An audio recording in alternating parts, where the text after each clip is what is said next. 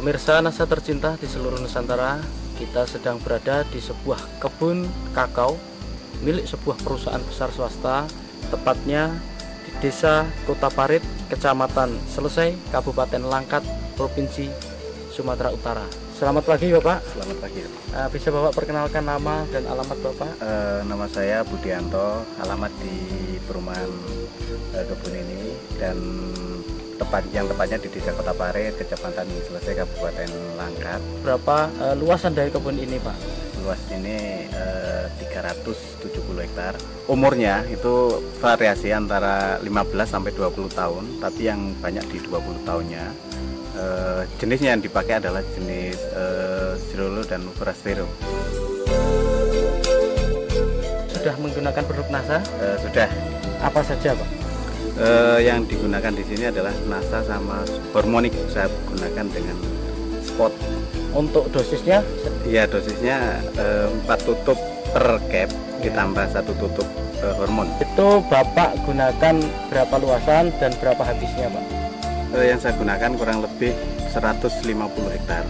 Nah, itu menggunakan 200 pasang per bulan. Kemudian untuk luasan 370 hektar ini sudah menggunakan produk NASA, itu berapa blok Pak? Saya coba sudah kurang lebih 60% dari luasan itu sudah menggunakan produk NASA. Tapi saya aplikasikan mulai bulan Januari tahun 2005. Untuk intervalnya Pak, interval pemupukan NASA yang Bapak lakukan untuk kebun ini, itu bagaimana Pak? Iya, jadi kita sesuaikan dengan tren produksi yang ada di Sumatera Utara. Itu tren produksi pada bulan Agustus sampai dengan bulan Maret, sehingga saya gunakan pas musim bunga di bulan Februari sama Maret untuk merangsang bunga di situ, dan aplikasi kedua nanti di bulan September Oktober ini untuk semester 1 tahun depannya.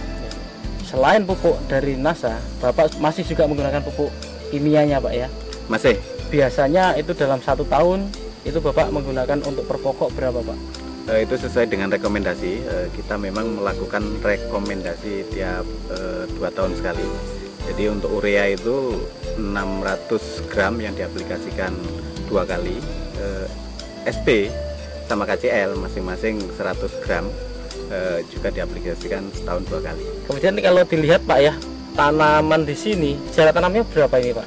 Ini memang bekas tanaman karet yang ditanami di bawahnya dengan cara nanam biji atau yang dikenal dengan seed head stick. Jadi jaraknya itu variasi, ada yang 1-2, ada yang 2-4.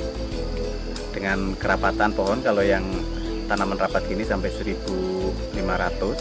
Tapi yang untuk ukuran 24 sekarang rata-rata populasi tinggal kurang lebih 800 pohon per hektar. Kemudian dilihat dari naungan Pak, kayaknya di sini juga lumayan cukup banyak naungan. Ini kira-kira apa saja ini Pak pohon naungan di sini nih Pak? Ya, ini kita untuk naungan coklatnya yang pokok itu menggunakan Glyriside, tapi untuk buffer untuk angin itu menggunakan mahoni. Nah, untuk kebun ini Pak, secara budidaya juga dilakukan pemangkasan Pak ya? Oh iya, itu memang wajib. Nah, kira-kira itu bulan apa Pak itu kalau dilakukan pemangkasan itu Pak? Ya, sama sesuai dengan tren produksi, yaitu untuk merangsang bunga yang di bulan Maret, April, Mei itu kita harus pangkas di bulan 2, dan untuk pembungaan di bulan 9 atau 10 itu kita harus pangkas mulai bulan 8 sama 9. Untuk teorinya pangkas Pak, pada prinsipnya yang penting di situ adalah penyinaran bisa masuk, sehingga cabang-cabang kayak cabang air, cabang kering, dan cabang yang kena penyakit itu harus dipotong. Dan yang penting lagi adalah tanaman yang udah tinggi itu harus ditoping. Setelah Bapak menggunakan produk dari NASA ini Pak, apa yang Bapak rasakan atau yang Bapak lihat perkembangan dari tanaman atau kebun coklat Bapak ini Pak? Dari segi pertumbuhan vegetatifnya dari daun memang ya cukup menggembirakan, yaitu cukup subur, dan dari bunga-bunga yang mentil yang muncul, jadi itu juga kenaikan produksi. Dari tahun sebelumnya itu ada kenaikan kurang lebih 20%. 20% ya Pak kenaikannya ya, iya, dari tahun lalu. Kemudian yang lain Pak, Bapak sudah menggunakan produk NASA dari pupuknya. Nah, kemudian untuk agensi hayatinya, Bapak sudah menggunakan belum Pak? Sudah, kita coba beberapa blok untuk persiapan jangka panjang, tapi masih diamati untuk perkembangan tingkat serangan hama dan penyakit yang ada di sini. Jadi belum bisa Bapak sampaikan di sini ya? Belum. Ya, pakai apa Pak ininya? Untuk perkembangan Phytophthora jamur itu menggunakan Glio, Dan untuk hama saya coba dengan menggunakan Pestona yang saya campur dengan Aero. Pada buahnya itu ada perubahan secara kualitas atau tidak, Pak? Secara kualitas memang ada ya, terutama untuk yang kena serang hama penyakit itu saat sekarang menunjukkan tanda-tanda ada penurunan, dan biasanya mecah itu kulit buah itu keras, ini agak mudah.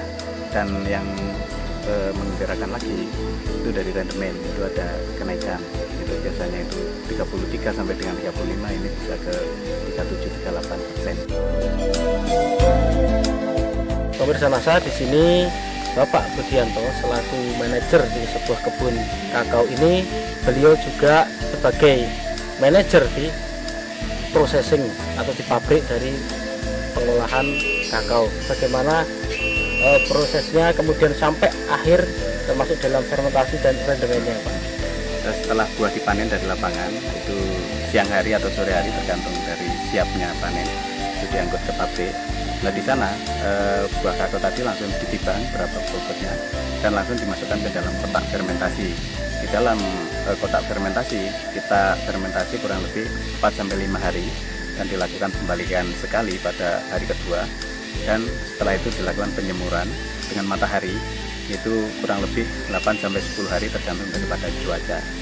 Dan setelah itu kalau biji sudah kering dimasukkan ke dalam gudang dan disortasi, yaitu untuk menentukan kualitas biji, untuk menentukan grade A atau B dan sebagainya, baru dilakukan pemakingan. Dari pemakingan itu sudah ada yang menerima, Pak ya, ataupun ini sudah terikat kontrak atau demikian, Pak ya? Ya betul, jadi ini sudah kontrak, tinggal menentukan jadwal kapan waktu pengirimannya. Ya, dalam sortasi, Pak ya, kualitas dari biji kakao ini Bapak bisa jelaskan kualitas A, B, C-nya? Jadi untuk grade A itu yaitu di bawah 100 biji per 100 gram, 100 sampai dengan 110 itu masuk grade B, dan di atas 110 sampai ke atas itu masuk grade C, dan di atas 120 itu masuk grade C. Dari sini kami ingin Bapak menyampaikan pesan dan kesan untuk pemirsa NASA di seluruh Nusantara. Jadi harapan saya untuk masyarakat di Indonesia tidak usah ragu lagi untuk menggunakan produk NASA, karena sudah terbukti saya sendiri untuk di perkebunan ini dengan menggunakan produk NASA ada optimalisasi produksi yang tadinya itu turun seiring dengan umur.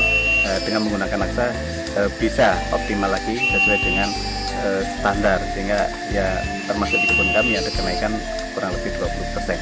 Demikianlah pemirsa NASA tercinta di seluruh Nusantara, dengan penggunaan produk NASA ternyata hasil dari kebun kakao milik perusahaan swasta ini berhasil meningkat dengan cukup luar biasa, yaitu peningkatan 20% dibandingkan sebelum menggunakan produksi NASA, dan secara kualitas baik itu rendemen maupun grade-nya pun dapat ditingkatkan, sehingga penggunaan produk NASA ini mampu meningkatkan harga jual dari kakao.